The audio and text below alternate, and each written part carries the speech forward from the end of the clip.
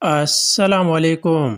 مقابلے کا امتحان CSS لینے والا پورا پینل پاکستانی معاشرے کا ایک گھٹیا اور غلیظ ترین سوچ رکھنے والا مافیا ثابت ہو چکا ہے، جن کی وجہ سے ایک ایسی مخلوق پیدا ہو چکی ہے جو عوام تو انسان ہی نہیں سمجھتے۔ آخر یہ کون سی مخلوق ہے جو انسان اپنی چھتری نہیں اٹھا سکتی؟ کیا وہ قوم کے لیے کچھ کرنے کے قابل ہوں گے؟ میرے خیال میں یہ قوم کے اوپر ایک عذاب ہے اور پاکستان کو اخلاقی، معاشی اور انتظامی طور پر مفلوج کرنے والی مخلوق ہے۔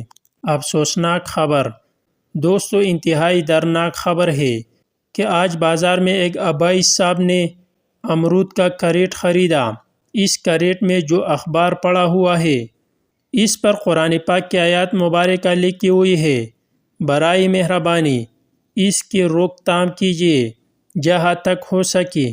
اے میری مولا، غریب کی روٹی کا بندوبست خود ہی کر، تیری بندے بہت ذلیل کرتے ہیں۔ یہاں سے یورپ کی ترقی اور ہماری تنزلی کا راز شروع ہوتا ہے۔